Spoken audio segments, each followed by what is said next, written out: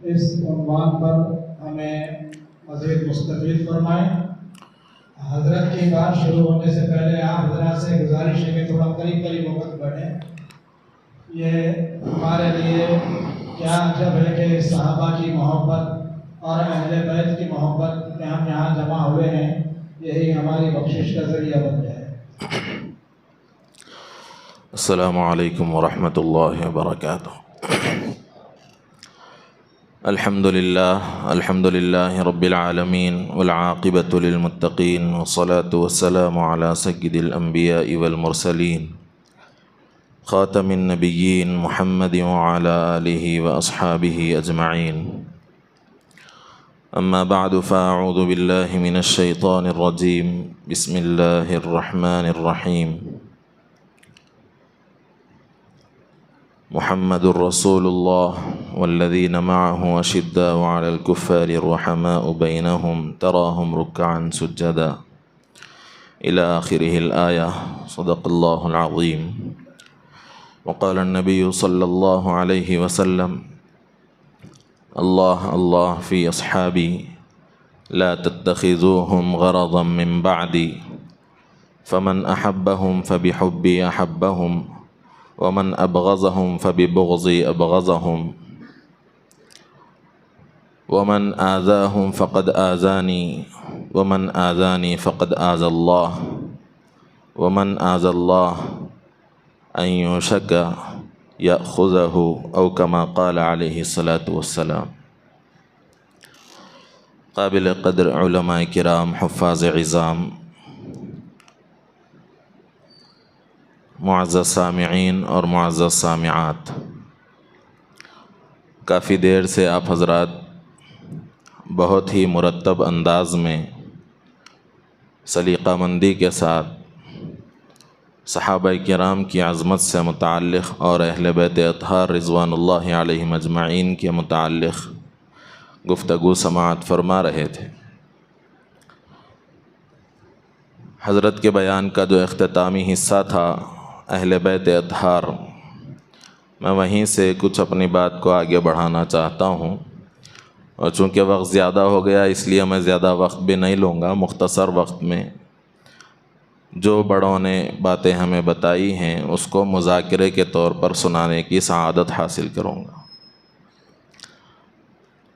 اہل بیت اطہار کا لفظ جب بولا جاتا ہے تو حضرت نے اس کے مختلف اعتبارات بتائے ہیں کہ کون کون اس میں داخل ہے۔ علماء کرام یہ بتاتے ہیں کہ اس میں 3 اعتبارات دیکھے جاتے ہیں۔ اہل بیت کا لفظ جب بولا جاتا ہے تو اس میں 3 اعتبارات دیکھے جاتے ہیں۔ ایک اعتبار نسب کا دیکھا جاتا ہے، اور دوسرا اعتبار ولدیت کا دیکھا جاتا ہے، اولاد ہونے کا دیکھا جاتا ہے، اور ایک اعتبار سکنا کی حیثیت سے دیکھا جاتا ہے۔ یہ تینوں الفاظ سننے کے بعد تھوڑی سی تشریح اس کی سامنے آ جائے، وہ یہ ہے کہ حضور پاک علیہ الصلاۃ والسلام کے اہل بیت کا جب تذکرہ آئے تو اس میں بنو ہاشم بھی داخل ہیں، جیسے کہ حضرت نے بتایا، وہ نسب کے اعتبار سے، اور دوسرا اعتبار، میں تھوڑی سی ترتیب بدل رہا ہوں، دوسرا اعتبار سکنا کی حیثیت سے دیکھا جاتا ہے، سکنا کے اعتبار سے دیکھا جاتا ہے، اس میں تمام ازواج مطہرات داخل، اور تیسرا اعتبار اولاد کے حساب سے، ولدیت کے حساب سے دیکھا جاتا ہے، بتایا جاتا ہے، اس میں حضور پاک علیہ الصلاۃ والسلام کی اولاد داخل۔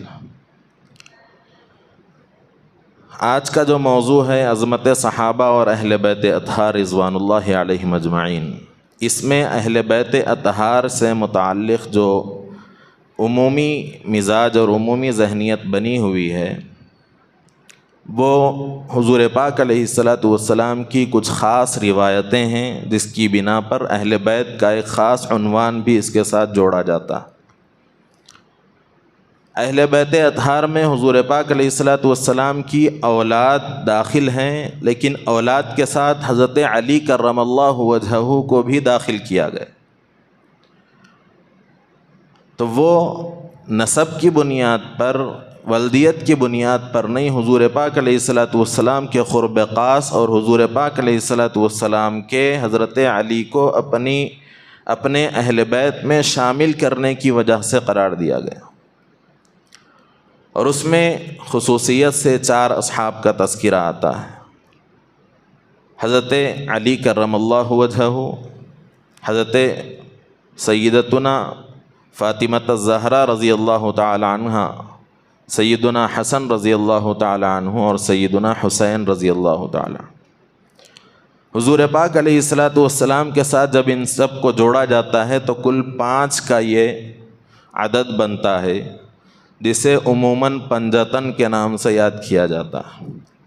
سلسلے کے احباب اس سلسلے میں بہت زیادہ سنتے رہتے ہیں کہ پنجے کا لفظ حضرت صوفی صاحب نور اللہ مرقدہ خاص اصطلاحات کو یاد دلانے کے لیے استعمال فرمایا کرتے ہیں۔ اس کی ایک وجہ یہ بھی بتائی جاتی ہے، اپنے بڑوں سے میں نے سنا ہے، کہ بہت سارے علاقوں میں نظام کے زمانے میں، دیہاتوں میں، گاؤں میں، تعلقوں میں، ضلعوں میں مسجدیں نہیں پائی جاتی تھی، لیکن عاشور خانہ برابر پایا جاتا تھا، اور وہ اہل بیت اطہار رضوان اللہ علیہم اجمعین کی محبت میں لوگ اس سے وابستہ ہوتے تھے، اور اسی کی اصطلاحات کو سنتے رہتے تھے پنجتن کے نام سے۔ تو اس پنجے کو حضرت صوفی صاحب نور اللہ مرقدہ نے دین کی صحیح تفہیم کے لیے استعمال کرتے ہوئے مستقل اس کی تفصیلات بتا۔ بہرحال تو جب اہل بیت اطہار کا ذکر آتا ہے تو اس میں بہت سارے احباب داخل ہیں، لیکن خصوصیت سے 4 اصحاب کا تذکرہ نبی پاک علیہ الصلوۃ والسلام کی کچھ خاص روایتوں کی وجہ سے آتا ہے۔ ان کی بہت ساری فضیلتیں ہیں، جیسے حضرت مولانا عتیق الرحمن نعمان صاحب دامت برکاتہم نے اس کی طرف اشارہ بھی فرمایا۔ کچھ روایتیں سناتے ہوئے میں اپنی بات کو آگے بڑھاتا ہوں۔ حضرت علی کرم اللہ وجہہ سے متعلق نبی اکرم صلی اللہ علیہ وسلم نے فرمایا کہ علی سے مومن محبت کرے گا، اور جو منافق ہے وہ علی سے محبت نہیں کرے گا۔ اس حدیث کے ذریعے سے ہم سب کو یہ سبق ملتا ہے کہ حضرت علی کرم اللہ وجہہ کی محبت دل کے اندر کتنی بیٹھی ہوئی ہونی چاہیے کہ اس پر ایمان کا مدار قرار دیا گیا، اس کو چھوڑنے پر نفاق قرار دیا گیا۔ تو ہمارے دلوں کے اندر حضرت علی کرم اللہ وجہہ کی محبت ہونی چاہیے۔ حضرت حسن اور حضرت حسین رضی اللہ تعالی عنہ کے بارے میں حضور نے فرمایا کہ وہ دونوں مجھ سے ہیں، میں ان سے ہوں، میں ان سے محبت کرتا ہوں، اے اللہ آپ بھی ان سے محبت کیجئے، اور جو ان سے محبت کرتے ہیں آپ ان سے بھی محبت کیجئے۔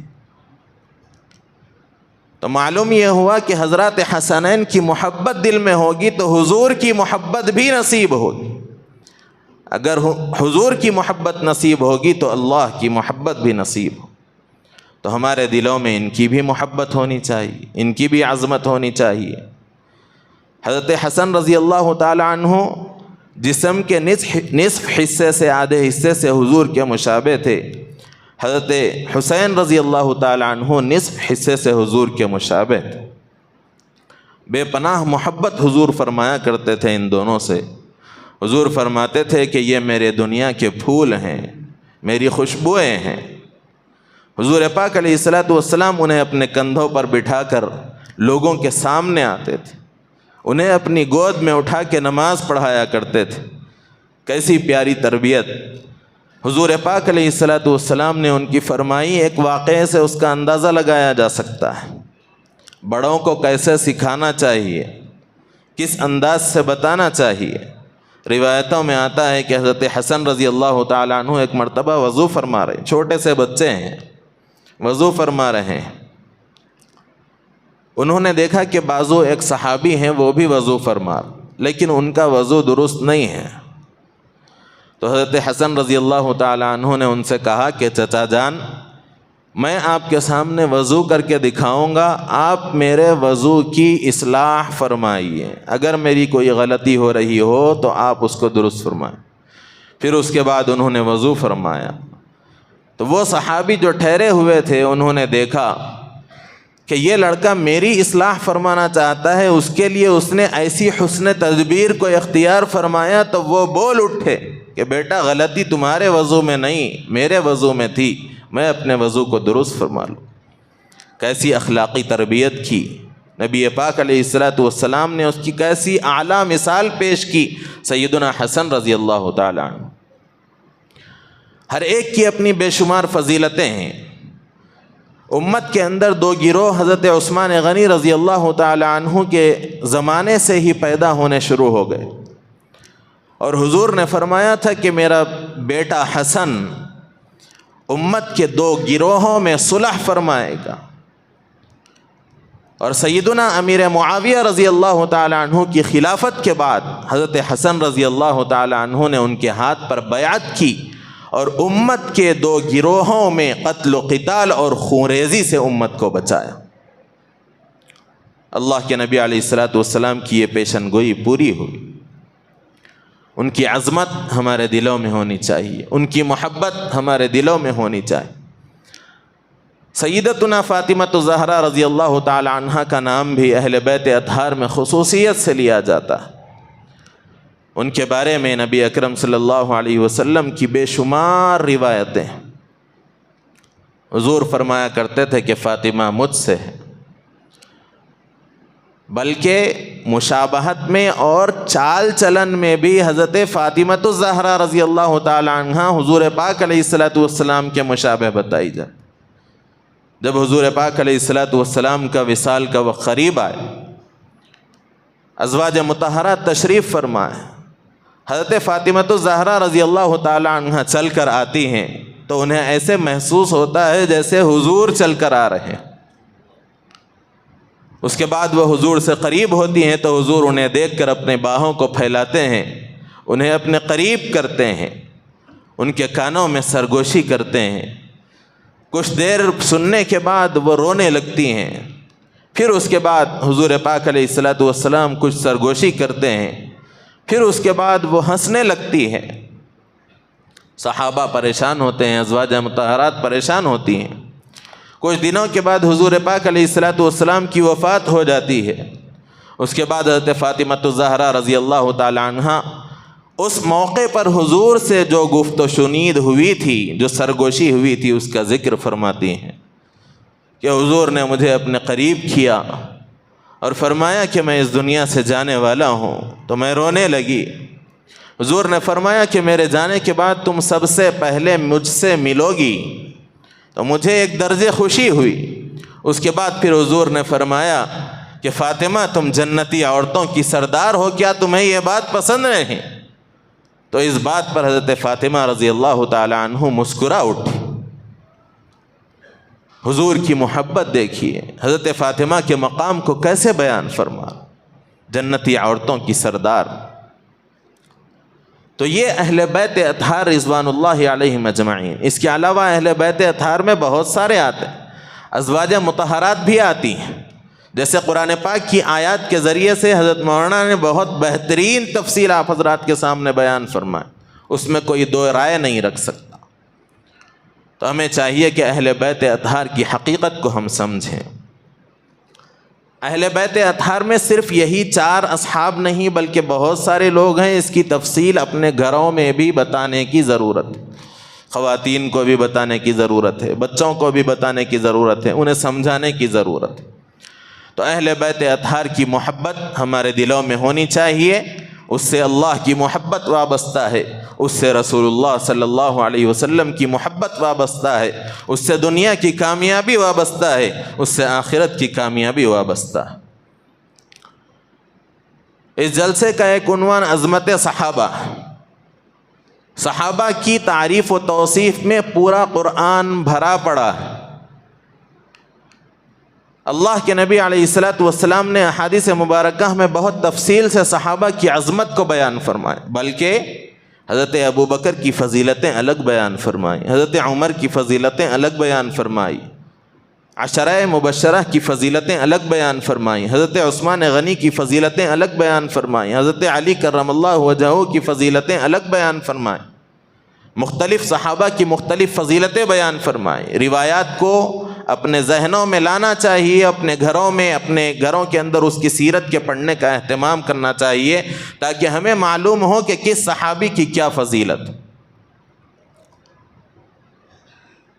تو صحابہ کرام رضوان اللہ علیہم اجمعین کی محبت بھی ہمارے دلوں میں ہونی چاہیے۔ اللہ نے قرآن پاک میں فرمایا کہ یہ صحابہ جو ہیں ان کا تذکرہ اللہ نے توریت میں بھی فرمایا ہے، انجیل میں بھی فرمایا۔ اس کا مطلب یہ ہے کہ جیسے نبی منتخب ہیں ایسے ہی صحابہ بھی منتخب تھے، ان کا تذکرہ پہلے ہی کر دیا گیا۔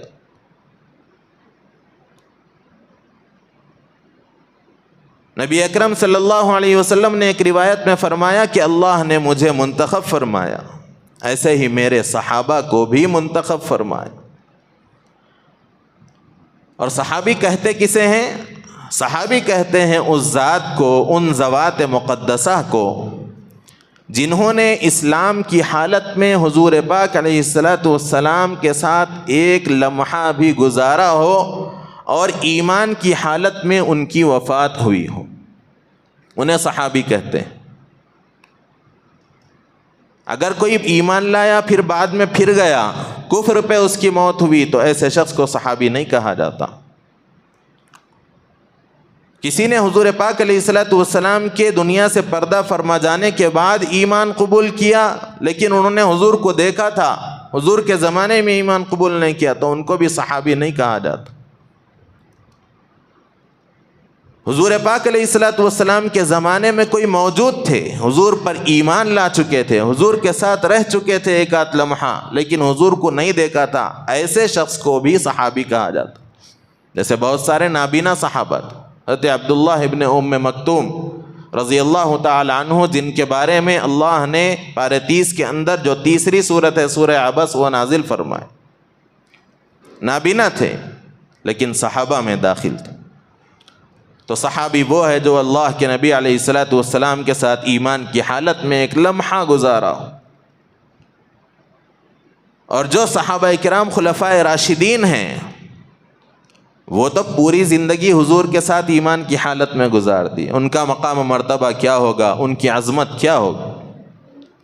اللہ ان کی تعریف میں قرآن پاک میں آیات نازل فرما رہے، محمد الرسول اللہ والذین معه اشداء علی الکفار رحماء بینہم تراہم رکعا سجدا یبتغون فضلا من اللہ ورضوانا سیماہم فی وجوہہم من اثر السجود ذالک مثلہم فی التوراۃ ومثلہم فی الانجیل۔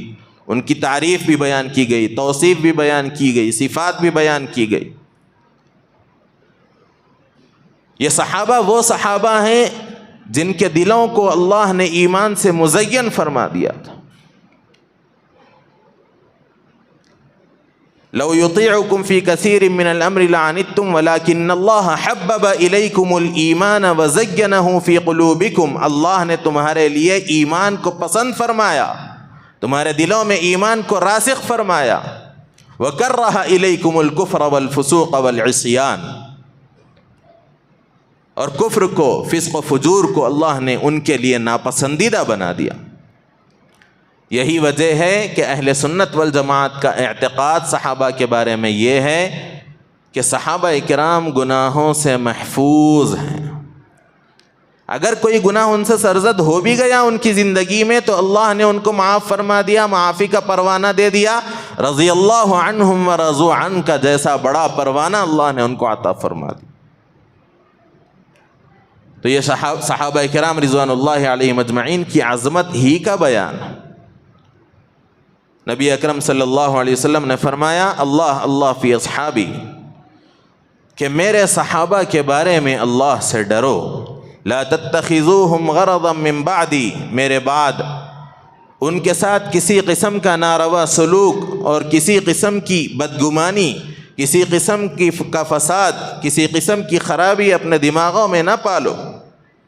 فمن احبہم فبحبی احبہم، جو صحابہ سے محبت کرتا ہے وہ میری محبت کی وجہ سے صحابہ سے محبت کرتا ہے.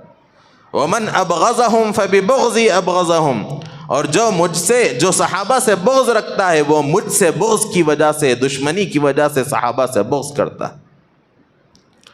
پھر آگے اللہ کے نبی علیہ الصلوۃ والسلام نے مزید فرمایا من آذاہم فقد آذانی، جو کوئی ایک صحابی کو بھی تکلیف دے گا تو وہ مجھ کو تکلیف دے گا، اور جو مجھ کو تکلیف دے گا تو وہ اللہ کو تکلیف دے گا، اور جو اللہ کو تکلیف دے گا تو عن قریب اللہ اس کی پکڑ فرمائے. یہ حدیث صحابہ کی عظمت کو بیان کرتی ہے، ان کے مقام و مرتبے کو بیان کرتی ہے، اور پوری امت کے لیے کھلا پیغام ہے کہ صحابہ پر سب و شتم کرنے والے ایمان میں داخل نہیں ہو سکتے. صحابہ سے بغض و دشمنی رکھنے والے ایمان میں داخل نہیں ہو سکتے. وہ حضور سے بغض رکھنے والے ہیں اگر وہ صحابہ سے بغض رکھتے. تو ہماری یہ ذمہ داری ہے کہ ہم صحابہ کی محبت بھی اپنے دلوں میں رکھیں، صحابہ کی عظمت بھی اپنے دلوں میں رکھیں. ایسے ہی صحابہ کرام کی سیرت کو اپنی زندگی میں لانے کی ہم کوشش کریں. آج بہت سارے مقامات پر دیکھنے میں آتا ہے کہ اہل بیت اطہار کی محبت کا دعویٰ کیا جاتا ہے، لیکن اہل بیت اطہار کی زندگی اور ان کی تعلیمات کے خلاف عمل کیا جاتا ہے. اہل بیت اطہار کی محبت کا تقاضا یہ ہے کہ امن و امان برقرار رکھا جائے. اہل بیت اطہار کی محبت کا تقاضا یہ ہے کہ حضور کی ایک ایک سنت کو زندہ کیا جائے. اہل بیت اطہار کی محبت کا تقاضا یہ ہے کہ حضور کے ہر صحابی کی عظمت اور اس کا احترام کیا جائے. اہل بیت اطہار کی محبت کا تقاضا یہ ہے کہ حضور پاک علیہ الصلوۃ والسلام کی سیرت اور صحابہ کی سیرت کے مطابق اپنی چال ڈھال کو بنایا جائے، اپنی زندگیوں کو بنایا جائے. اگر کوئی شخص صرف دعویٰ کر لیتا ہے لیکن صحابہ کو گالی دیتا ہے، اماں عائشہ کو گالی دیتا ہے، جن کے بارے میں حضور نے فرمایا، حضور سے پوچھا گیا کہ اللہ کے نبی سب سے زیادہ محبت آپ کو کس سے ہے؟ تو حضور نے فرمایا کہ عائشہ سے مجھ کو سب سے زیادہ محبت. تو صحابہ نے پھر سوال کیا کہ اے اللہ کے نبی مردوں میں سب سے زیادہ کس سے محبت ہے؟ تو حضور نے فرمایا کہ عائشہ کے باپ سے محبت، حضرت ابو بکر صدیق رضی اللہ تعالی عنہ سے محبت. وہ زوات جن سے حضور محبت فرمائے، ایسی زوات کا نام لے کر ان کو برا بھلا کہنا، ان کو گالی دینا، یہ ایمان کی علامتوں میں سے نہیں. اس سے پرہیز کرنا چاہیے، اس سے بچنے کا اہتمام کرنا چاہیے، ایسے لوگوں کی بات سننے سے بھی بچنے کا اہتمام کرنا چاہیے. تو یہ جو اجلاس رکھنے کے مقاصد ہیں اس میں سے ایک مقصد یہی ہے کہ صحابہ کی تاریخ بھی ہمارے سامنے آئے، اہل بیت اطہار کی تاریخ بھی ہمارے سامنے آئے، اور خصوصیت سے وہ پہلو جس میں صحابہ سے تعلق کو ختم کرنے کی کوشش کی جا رہی ہے، جس میں یہ بتانے کی کوشش کی جا رہی ہے کہ اہل بیت اطہار الگ ہیں، صحابہ الگ ہیں، جس میں یہ بتانے کی کوشش کی جا رہی ہے کہ اہل بیت اطہار صحابہ سے اور صحابہ اہل بیت اطہار سے دور تھے، اور دوسرے لوگ صحابہ کرام نعوذ باللہ من ذالک اہل بیت اطہار سے بغض، عداوت و دشمنی رکھتے تھے. یہ جو پہلو چلایا جا رہا ہے، اس پہلو اور اس غلط فہمی کو ختم کرنا بھی ان جلسوں کا ایک مقصد ہوتا ہے. تو ہم کو چاہیے کہ ہم صحابہ کی محبت اپنے دلوں میں پیدا کریں، ان کے بارے میں کسی بھی طریقے کی بدظنی بدگمانی نہیں کرنی چاہیے. پیروں کے پیر سیدنا عبد القادر جیلانی رحمۃ اللہ علیہ سے پوچھا گیا کہ جو شخص صحابہ کے بارے میں تنقیص کرتا ہے، ان کی کمی کوتاہی کو بیان کرتا ہے، ان کی برائی کرتا ہے، تو اس کے بارے میں کیا حکم ہے؟ تو سیدنا عبد القادر جیلانی رحمۃ اللہ علیہ نے فرمایا کہ وہ شخص نفسانی خواہشات کا پجاری ہے. جو شخص نفسانی خواہشات کا پجاری ہے، اس کے دل میں غلطی ہے، وہ کج فہمی کا شکار ہے، وہ غلط راستے پر چل پڑا ہے، وہی صحابہ کے بارے میں تنقیص کے کلمات کہتا. ایسے شخص سے اپنے آپ کو بچانا چاہے. ایک بہت بڑے بزرگ ہیں، ان سے پوچھا گیا صحابہ کی تنقیص کے بارے میں، تو انہوں نے جواب دیا کہ اگر کوئی شخص کسی ادنا صحابی کی بھی تنقیص کرتا ہے، ان کی برائی کرتا ہے، ان پر سب و شتم کرتا ہے، تو ایسا شخص زندیق ہے۔ ایک بزرگ نے فرمایا کہ ایسا شخص ملحد ہے۔ نبی اکرم صلی اللہ علیہ وسلم نے راست الفاظ میں فرمایا لا تسبوا اصحابی، میرے صحابہ کو برا بھلا مت کہو۔ کیوں؟ اس واسطے کہ ان کا مقام و مرتبہ ایسا ہے۔ اللہ کے نبی فرماتے ہیں کہ اگر تم میں سے کوئی شخص احد پہاڑ کے برابر اور ایک روایت کے مطابق پوری زمین کے خزانوں کے برابر اللہ کے راستے میں صدقہ کر دے تو صحابہ کی ایک مٹھی صدقے کے برابر بھی نہیں پہنچ سکتا، اس کے مقام و مرتبے کو نہیں پہنچ سکتا۔ تو موجودہ زمانے میں بلکہ کافی عرصے سے حضور پاک علیہ الصلوۃ والسلام کے زمانے کے بعد امت مسلمہ میں تفرقہ پیدا کرنے کے لیے بہت ساری کوشش کی گئی، صحابہ کو برا بھلا کہا جاتا ہے، وہ سلسلہ آج بھی جاری۔